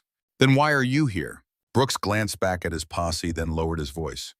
To warn you, they're coming, Reeves, not just a few men, a full detachment from Fort Redemption. Colonel Thornton himself is leading them. Word is he's been authorized to use whatever force necessary. How did they find us? Tracked you from your ranch. You weren't as careful as you thought. Brooks looked genuinely regretful. I've got no beef with you, Reeves, or with those women. But this is bigger than both of us. That doctor friend of yours, Finch, he's got powerful backers in Washington. Something about medical breakthroughs that could save thousands of soldiers' lives. Herschel absorbed this information, mind racing. Why tell me this? Why risk coming here yourself? The sheriff was silent for a moment, rain dripping from his mustache. My oldest boy died at Shiloh. Infection from a minor wound. Maybe if they'd had better medicine. He shook his head. But there's right and wrong, Reeves. Experimenting on children ain't right, no matter what good might come of it. So you believe me about the children? I made some inquiries. Riders coming and going at odd hours, supplies that don't match the number of troops stationed there. And there have been rumors, Apache families from 3 different bands reporting missing children over the past year. Brooks shifted uncomfortably. Look, I can't help you fight the Army, but I can give you time. My men and I will head back to town, report we couldn't find you in the storm. That might buy you a day, maybe 2. I appreciate that, Brooks. The sheriff nodded, then hesitated. One more thing. Your friend Dr. Finch, word is he's not just doing this for the Army. He's got personal reasons. Something about his daughter being sick, dying. The pieces suddenly clicked into place in Herschel's mind. Marcus's desperate search for healing power. His willingness to cross moral boundaries. Not for glory or advancement, but for love. Perhaps the most dangerous motivation of all. Thanks for the warning, Sheriff, Herschel said. I won't forget it. Brooks touched the brim of his hat, then turned and made his way back to his waiting men. Within minutes, the posse had disappeared back down the canyon, swallowed by the stormy darkness. Herschel returned to the cabin, drenched and troubled. Nasha, Aida, and even Kiowa, now awake and propped against pillows, watched him expectantly. The Army is coming, he said without preamble. Full detachment, led by Colonel Thornton himself. Brooks came to warn us, buy us some time. How long do we have? Nasha asked, practical as always. A day, maybe 2? Then we must go to Fort Redemption tomorrow, she insisted. While they're out searching for us here, it could be a trap, Aida suggested, drawing us out. Kiowa, her voice weak but clear, spoke for the first time in days. Not a trap, an opportunity. The path is revealing itself. They all turned to her. Despite her injury, her eyes burned with the same intensity they had shown the day Herschel had found her at the auction. You have heard my words, Herschel Reeves, she continued. The prophecy speaks of choice. Between past and future, one soul or many, the time of choosing approaches. Marcus's daughter is dying, Herschel said quietly. That's why he's doing this. He's trying to save her. Understanding dawned on Kiowa's weathered face. Ah, love and desperation, a powerful combination. It can transform a healer into a destroyer. I need to talk to him, Herschel decided. Make him understand what he's doing. And if he already understands? Nasha challenged. If he knows exactly what he's doing and believes it justified, then I'll stop him, Herschel said simply. But I have to try. I owe him that much. The storm raged throughout the night, mirroring the turmoil within the cabin. Plans were made, discarded, reformed. By dawn, as the storm subsided to a gentle rain, they had reached a decision. Herschel and Nasha would ride to Fort Redemption immediately, taking advantage of the army's absence. Aida would remain with Kiowa, prepared to flee deeper into the mountains if necessary. If they hadn't returned in 2 days, she was to assume the worst and seek out other Apache bands rumored to be hiding in the higher elevations. As they prepared to depart, Kiowa beckoned Herschel to her bedside. Her condition had improved slightly overnight, some color returning to her cheeks, her breathing easier.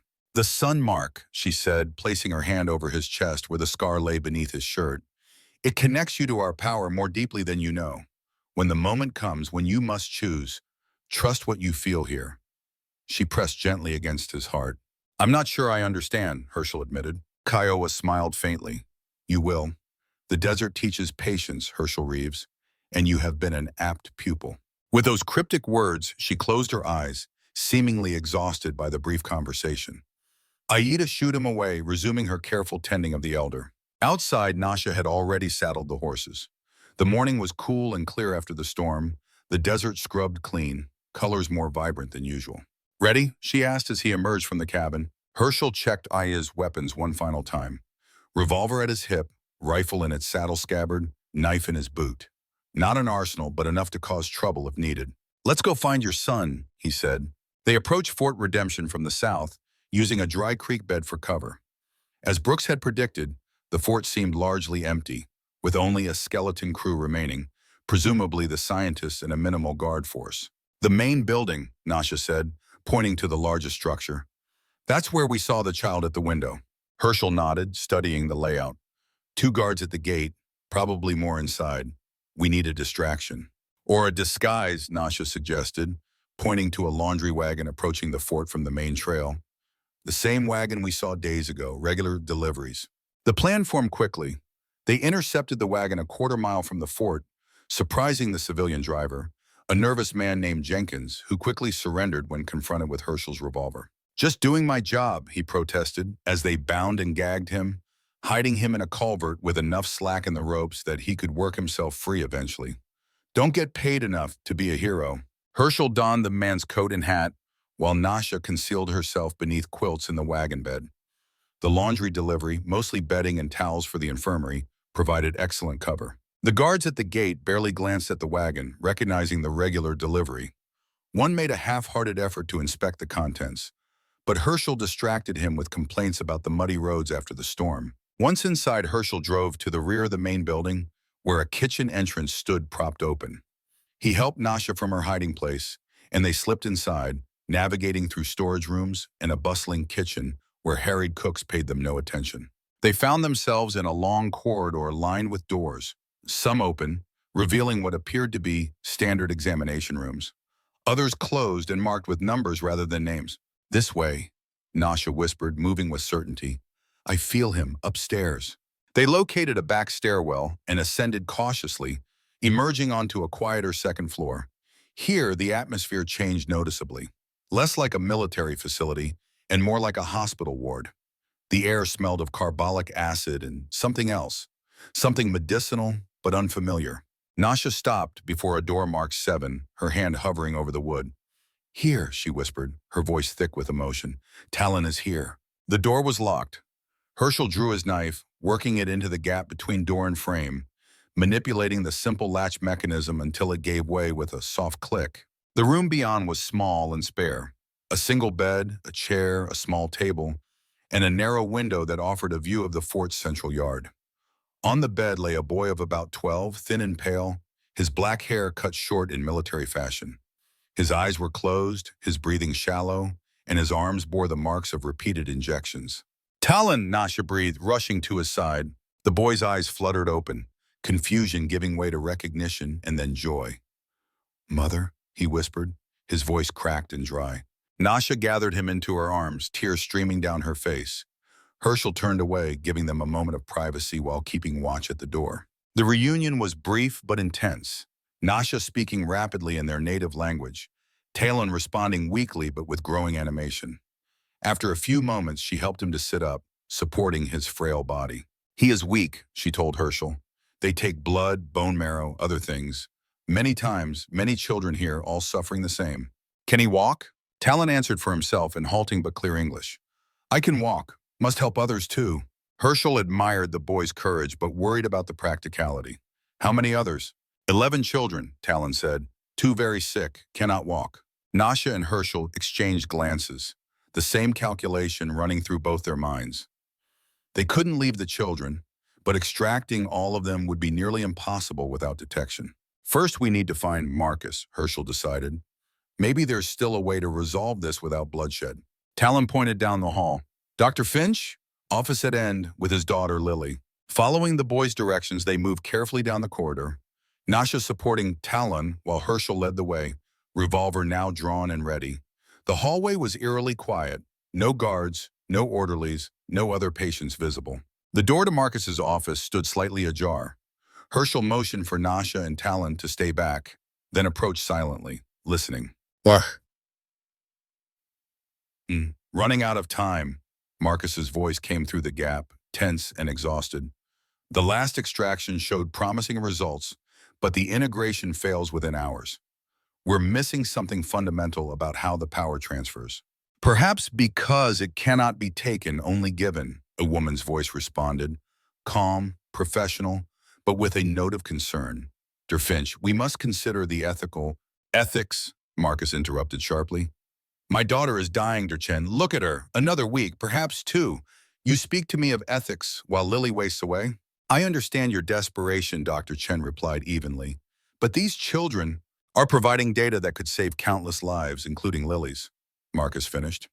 The Army understands the value of sacrifice for the greater good, even if you don't. Herschel had heard enough. He pushed the door open, stepping into the office with his revolver leveled. Hello, Marcus, he said quietly. The room fell silent. Marcus Finch stood behind a large desk, his face a mask of shock. Beside him, a Chinese-American woman in a white laboratory coat, Dr. Chen, presumably, took a startled step backward, and on a small bed in the corner lay a girl of about 10, frail and pale, her breathing labored. Herschel? Marcus finally managed, disbelief etched on his features. How did you get in? Pretty easily, considering most of your soldiers are out hunting for me in the mountains. Herschel kept his gun steady, though his heart raced at the sight of his old friend.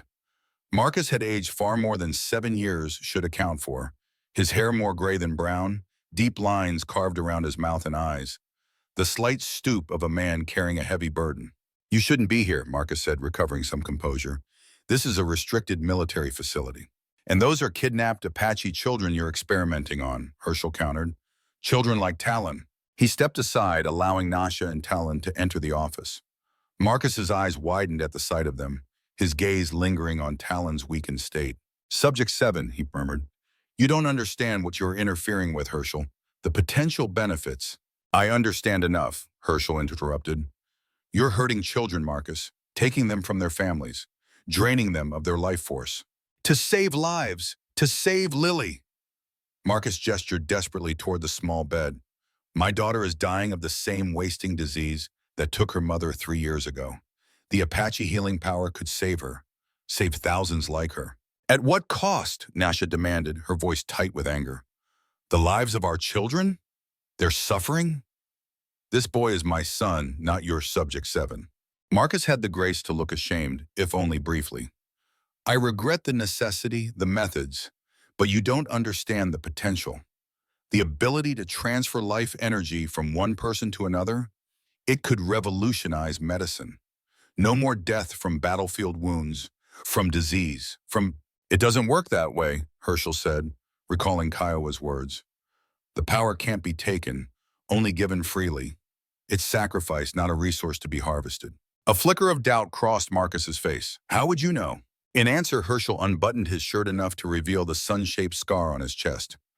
Because I've experienced it, Marcus. 7 years ago, when I was left for dead in the desert, Kiowa and her people saved me, marked me with this. It's not something you can extract and bottle. Marcus stared at the scar, recognition dawning. 7 years ago, when you disappeared. I searched for you, sent out parties, found only blood and tracks. His voice grew more intense. That mark, I've seen it on all the subjects. It's the key, isn't it? The connection to the power? It's more than that, Herschel said. The conversation was interrupted by a sudden commotion outside. Shouts, the sound of running boots.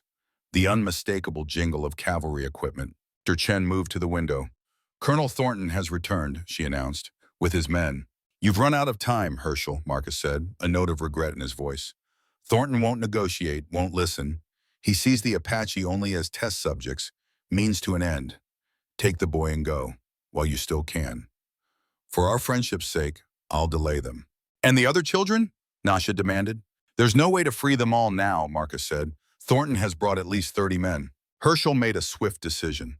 "We're not leaving without the children, Marcus. All of them. You know it's wrong what you're doing here. Help us." For a long moment, Marcus stared at him, conflicting emotions warring on his face. Then his gaze drifted to his daughter, to Lily's labored breathing and pallid features. "I can't," he whispered. "She'll die, Herschel. I can't lose her too." The shouting outside grew louder. They had minutes, perhaps less. "There is another way," Nasha said suddenly. All eyes turned to her. She knelt beside Talon, speaking rapidly in their language. The boy's eyes widened and he shook his head vigorously. "No, mother," he protested in English. "Too dangerous for you." "What is it?" Herschel asked. Nasha rose, her face set in determined lines. "The healing power can be given freely. As Kiowa said, it is sacrifice, not theft." She turned to Marcus. "I will heal your daughter, willingly, freely. In return, you help us free the children." "Nasha," Herschel began, alarmed. "You're not strong enough. Kiowa said each healing diminishes the healer." "I know the cost," she said firmly. "It is my choice to make." Marcus looked stunned. "You would do this? After what I've done to your people?" "Not for you," Nasha replied coldly. "For the children, for Talon, for what is right." Dr. Chen spoke up for the first time since the confrontation began. "I will help too. I've opposed these methods from the beginning, documented everything. If we're exposed, at least there will be a record." The pounding of boots on the stairs signaled that their time had nearly run out. "Marcus?" Herschel pressed. "What's it going to be?" Marcus Finch, doctor, father, friend, captor, stood frozen, his face a battlefield of conflicting emotions. He looked at his daughter's frail form, then back at Talon's weakened body, evidence of what his desperation had wrought. "This is what I've become," he whispered, almost to himself. "I swore an oath to do no harm, and look what I've done in the name of love." His eyes met Dr. Chen's. "You were right all along. I told myself it was for science, for the greater good, but I just couldn't accept losing her like I lost her mother." He turned to Nasha, genuine remorse etching deep lines in his face. "Your people tried to teach me that true healing comes from willing sacrifice, not forced extraction. I refused to listen. I thought I knew better." His voice broke. "And I've caused so much suffering." Marcus looked finally at Herschel, the weight of their shared past heavy between them. "You saved me at Gettysburg so I could become this, a monster who experiments on children. What does that make you?" "The friend who's giving you a chance to make it right," Herschel replied quietly. Something shifted in Marcus's expression, the cold calculation of the scientist giving way to the compassion of the healer he once was. He straightened, decision made. "God help me," he whispered, then stood taller. "Dr. Chen, barricade the door. Nasha, if you're certain, Lily is through here." He led them to a connecting door, revealing a small private room where Lily lay in a larger bed, surrounded by medical equipment. The girl was clearly gravely ill, skin translucent, breathing shallow, her once blonde hair thin and dull. "Daddy?" she murmured as they entered. "Who are these people?" "Friends, sweetheart," Marcus said gently, taking her thin hand. "They're here to help you." Nasha approached the bed, studying the child with compassionate eyes. "How long has she been ill?" 3 years, Marcus replied. "The same wasting disease that took her mother. It attacks the blood, weakens the body's defenses. Nothing has helped, not conventional medicine, not experimental treatments." Talon moved to Nasha's side, speaking urgently in their language. She shook her head, silencing him with a gentle but firm word. "I will need quiet," she told the others, "and privacy. Only the child remains." Marcus hesitated, clearly reluctant to leave his daughter. "I should stay, to monitor." "No," Nasha cut him off. "This is not your medicine, with machines and measurements. This is a sacred act. You will wait outside." After a moment's hesitation, Marcus nodded. "All right, but please save her." "I will do what I can," Nasha promised. "Now go, help Herschel free the others." As they left the room, Herschel caught a glimpse of Nasha sitting beside Lily's bed, taking the girl's hands in her own. Then the door closed, and he turned his attention to the more immediate problem, freeing 11 Apache children from a fort now filled with returning soldiers. Marcus moved with surprising efficiency. "We need a diversion," he said, "something to draw attention away from the children's ward." "The armory," Dr. Chen suggested. "It's on the opposite side of the fort. A small explosion there would pull most of the guards away." "Can you handle that?" Herschel asked her. She nodded confidently. "I worked with explosives during the war." Hospital tent was next to an artillery unit. "What about the children who can't walk?" Herschel pressed. "Supply wagon in the back courtyard," Marcus said.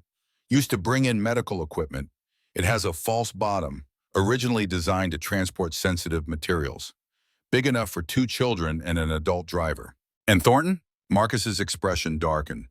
"Leave him to me. He'll be heading straight for my office when he learns you're here. I can delay him, misdirect him." The plan formed quickly. Dr. Chen would create a diversion at the armory. Marcus would intercept and delay Thornton. Herschel, with Talon's help, would gather the children and escape using the supply wagon. They would rendezvous at a designated point 5 miles from the fort, where Dr. Chen would bring Nasha and Lily once the initial chaos had subsided. It was desperate, improvised, and fraught with risk, but it was the only chance they had. As they prepared to separate, Herschel caught Marcus's arm. "Are you sure about this? You're risking everything, your career, your freedom." Marcus looked at him with tired eyes. "You saved my life at Gettysburg, Herschel. I never forgot that. But somewhere along the way, I forgot what that life was meant for, healing, not harming." He glanced at the closed door behind which his daughter lay. "No matter what happens now, I have to try to make this right." The 2 men, once brothers in arms, clasped hands briefly, an echo of that long-ago battlefield oath. Then they moved to their assigned tasks, the future hanging in the balance. What followed was chaos. Our Chen's small explosion at the armory turned out to be rather more substantial than anticipated, sending a plume of smoke and flame high into the air and drawing every available soldier to contain the fire before it reached the main powder stores. In the confusion, Herschel and Talon moved through the children's ward, gathering the young Apache captives. Most were weak but mobile, their spirits lifting at the sight of Talon and the promise of freedom. 2, a boy of about 8 and a girl no more than 6, were too weak to walk, their bodies depleted by repeated extractions. Herschel carried them both, one in each arm, their slight weight a painful reminder of what they had endured. They encountered only token resistance, an orderly who tried to stop them but fled when Herschel drew his revolver, and a single guard who found himself overwhelmed by determined children who, despite their weakened state, had not forgotten how to fight. The supply wagon was where Marcus had promised, already hitched to 2 sturdy horses. Herschel loaded the weakest children into the hidden compartment, arranging the others on top, concealed beneath blankets. Talon sat beside him on the driver's bench, his face tense but resolute. "What about my mother?" he asked as Herschel flicked the reins, guiding the wagon toward the east gate. "Dr. Chen will bring her and Lily to the meeting point," Herschel assured him, hoping it was true. He had no way of knowing what was happening in that small room, what price Nasha might be paying for her act of healing. They passed through the gate unchallenged. The guards had been drawn to the armory fire just as planned. As they cleared the fort's perimeter, Herschel allowed himself a moment of hope. Perhaps they would succeed after all. That hope was short-lived. They had traveled less than a mile when the sound of pursuing hoofbeats reached them. Herschel glanced back to see a group of riders emerging from the fort, a dozen soldiers led by a tall figure in an officer's uniform. "Colonel Thornton," Talon said, fear evident in his voice. "Hold on," Herschel urged, snapping the reins. The wagon lurched forward, picking up speed, but the horses were pulling a heavy load over the rough terrain. The riders would overtake them within minutes. Herschel handed the reins to Talon. "Keep them steady," he instructed, reaching for his rifle. "I'll try to slow them down." He fired several shots, not aiming to kill, but to force the pursuers to scatter and slow their approach. It bought them some time, but not enough. The soldiers regrouped and continued their pursuit, closing the distance with every passing moment. "There!" Talon suddenly cried, pointing ahead. "The meeting place." A stand of cottonwoods appeared in the distance, marking the small spring where they had agreed to rendezvous. But there was no sign of Dr. Chen, Nasha, or Lily. "We can't stop," Herschel said grimly. "We'll have to keep going, try to reach the mountains." "No," Talon insisted. "Mother is there. I feel her." Herschel hesitated, torn between trust in the boy's connection to his mother and the very real danger bearing down on them. In that moment of indecision, a shot rang out, striking the wagon's rear wheel. The vehicle lurched violently, nearly overturning before Herschel managed to bring it to a halt. "Out," he ordered the children. "Into the trees! Run!" They scrambled from the wagon, the older ones helping the younger, while Herschel lifted the weakest two from the hidden compartment.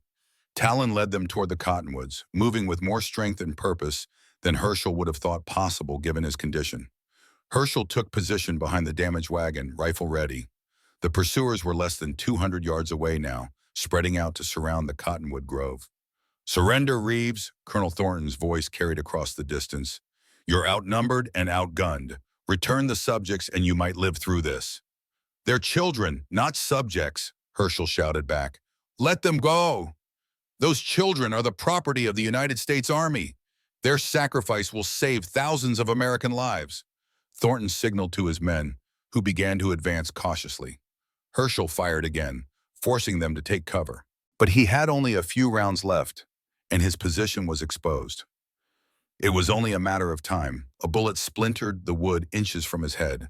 Another grazed his shoulder, tearing his shirt and drawing blood. The soldiers were closing in, and the children had nowhere left to run. In that moment of desperation, Kiowa's words returned to him. "The sun mark connects you to our power. Use it wisely. It will guide you when the moment comes." The scar on Herschel's chest began to burn, not with pain, but with a fierce, radiant heat that spread through his entire body. Instinctively, he pressed his hand against it, feeling the power pulsing beneath his palm like a second heartbeat. "Trust what you feel here," Kiowa had said. Herschel dropped his rifle, closed his eyes, and surrendered to the sensation. The world around him seemed to slow, the gunfire, the shouts, even the wind in the trees. He felt connected to everything: the earth beneath him, the children huddled in the grove, the approaching soldiers, even the horses they rode. All were threads in a vast, living tapestry he could suddenly perceive. With a deep breath, he raised his hands toward the soldiers. The sun mark blazed beneath his shirt, visible as a golden light that shone through the fabric. A wave of energy pulsed outward from his palms, not destructive, but disorienting. Horses reared in confusion, throwing their riders. Weapons slipped from suddenly numb fingers. Men stumbled, momentarily blinded by a light only they could see. The power faded as quickly as it had come, leaving Herschel drained but still standing. He had bought them precious seconds, but not victory. Thornton remained mounted, his expression a mixture of rage and astonishment as he drew his sidearm. Then, unexpectedly, a commotion arose from the back of the cavalry group. Shots were fired, horses reared and bolted, and through the chaos rode Marcus Finch, a revolver in each hand. "Herschel," he shouted, "get them to safety. I'll hold them off." Thornton turned, his face contorted with rage. "Finch, you traitor." "The only traitor here is you, Thornton," Marcus replied, firing again. "Experimenting on children, violating every oath we took as officers and doctors." The distraction gave Herschel the opportunity to retreat to the cottonwood grove, where the children had gathered around a small spring. To his astonishment, he found Nasha there, pale and weakened, but alive, with Lily in her arms. The girl's appearance had transformed, color had returned to her cheeks, and she breathed easily, her eyes bright with renewed life. "You did it," Herschel said in wonder. Nasha nodded weakly. "The healing is done. But Dr. Chen," she gestured to where the doctor lay nearby, a blood stain spreading across her white coat. "She was shot as we escaped. She saved us, brought us here." Herschel moved to the doctor's side, but one look told him it was too late. Her sacrifice had ensured Nasha and Lily's escape, her final act of atonement for the system she had reluctantly served. Outside the grove, the battle continued, Marcus against Thornton and his men. More shots, shouts, the thunder of hooves. Herschel moved the children deeper into the cottonwoods, positioning himself at the edge to keep watch. Through gaps in the foliage, he could see Marcus weaving his horse between the soldiers, firing with precision. 3 men were already down, clutching wounds to arms and legs. Marcus was aiming to disable, not kill. "Cowards!" Thornton bellowed at his hesitant men. "Shoot him! That's an order!" Some obeyed, others held back, exchanging uncertain glances. A lieutenant stepped forward. "Colonel, sir, I think we should—" "Silence!" Thornton cut him off, drawing his sidearm and aiming at Marcus himself. "I'll handle this traitor." The first shot grazed Marcus's shoulder, sending him reeling in the saddle. The second missed entirely.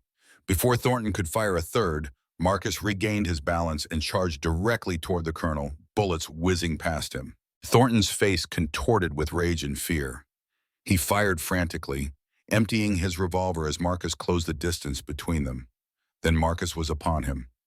Both men tumbled from their horses, landing hard in the mud. They struggled, Thornton reaching for a knife at his belt, while Marcus fought to restrain him. "It's over, Thornton," Marcus shouted, loud enough for all to hear.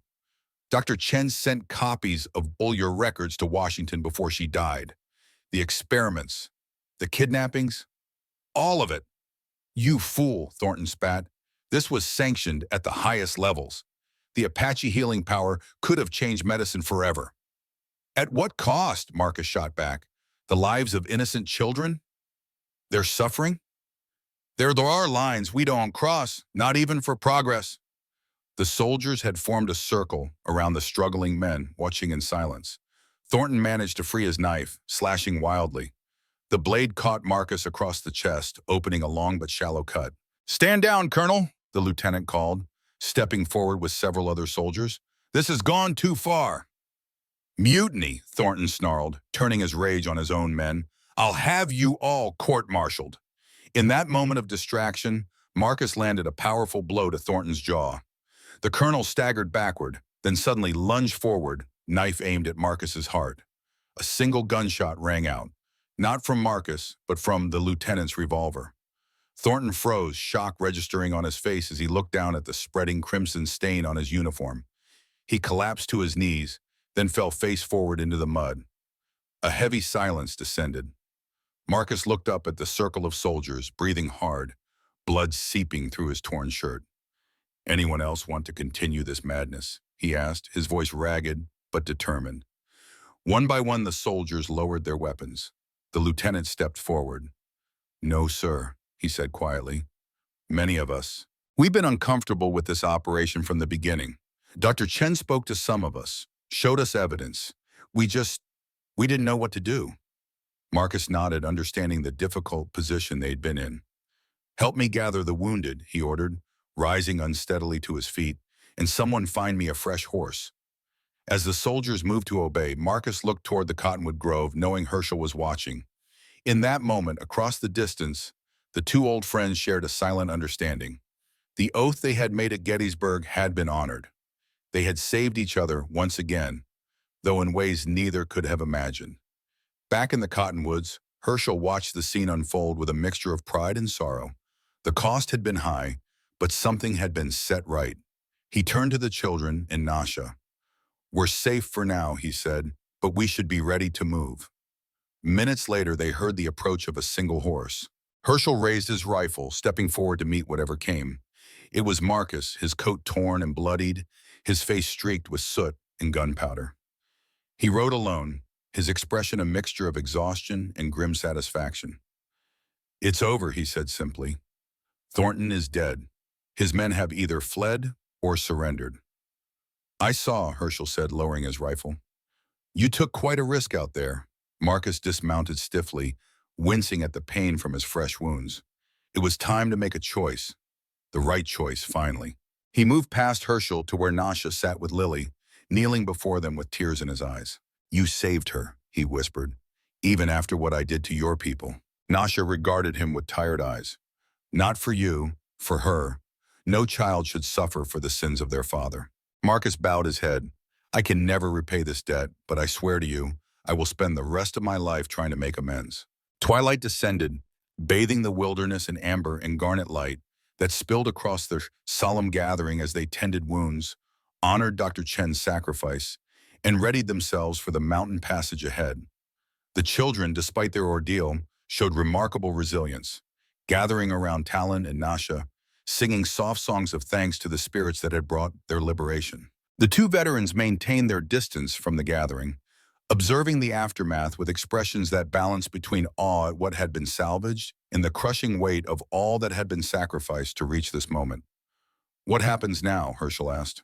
I've sent messengers to Washington with Dr. Chen's records and my own testimony, Marcus replied. The program will be shut down, though the Army will try to keep it quiet. As for me, he sighed heavily. Court-martial, probably prison, but Lily will be safe. That's all that matters. And the children?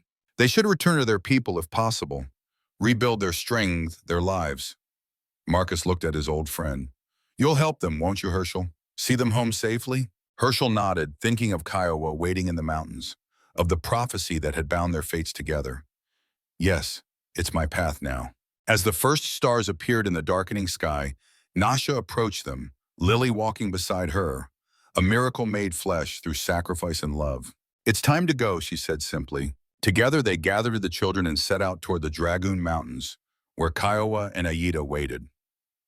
A strange procession making its way across the desert. A former soldier, a disgraced doctor, an Apache healer, a once dying girl, and a dozen freed children, moving beneath the vast Arizona sky. Behind them, Fort Redemption stood empty and silent, its dark purpose exposed, its power broken. Ahead lay uncertainty, challenge, the long work of healing and reconciliation. But for now, in this moment, they walked together, bound not by prophecy or oath or blood, but by choice, by the simple, profound decision to do what was right, whatever the cost. And deep within his breast, the celestial pattern glowed with reassuring vitality, transformed from enigma to affirmation, a testament that even in barren wastelands, renewal and promise could take root, that from the ashes of destruction, something new and better might rise. As they conquered the ridge's spine, the nascent rays of morning spilled over the eastern peaks, igniting the arid basin before them in a conflagration of topaz and burnished copper. The mining cabin came into view, smoke rising from its stone chimney, a signal that Aida had kept watch through the night, waiting for their return. Aida burst from the door as they approached, her face transforming from anxiety to joy.